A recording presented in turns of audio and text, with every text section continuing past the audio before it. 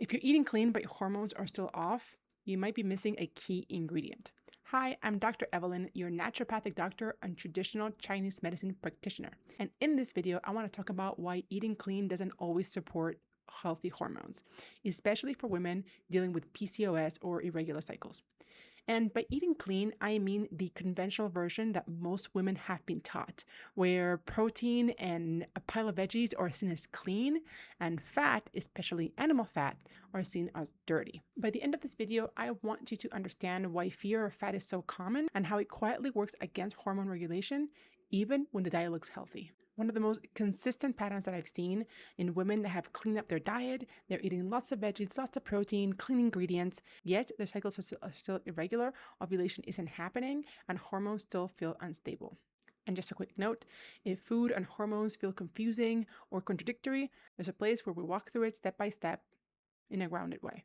I'll link my free community below. There's a deep belief, especially with women with PCOS or weight struggles, that eating fat will make things worse. Worse hormones, more weight gain.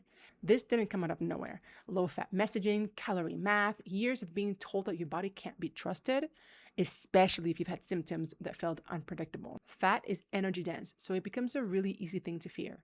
And for women who've worked really hard to feel in control, that fear can feel protective. But that fear is based on an outdated and incomplete understanding of how hormones actually work. But here's a reframe. Reproductive hormones are steroid hormones. They are built from cholesterol, and they're regulated based on whether the body senses abundance or scarcity.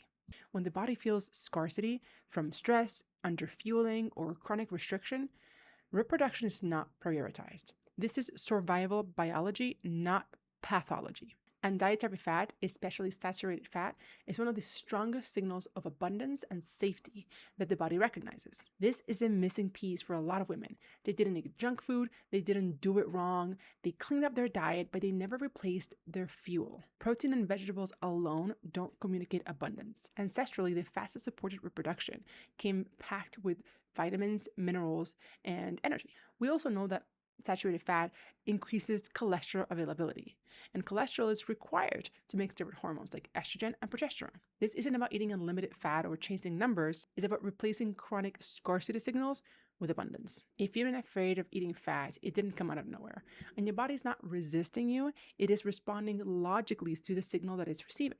If this reframed how to think about food and hormones, and you want support applying this without swinging to extremes, you're welcome to join my free community. I'll link it below.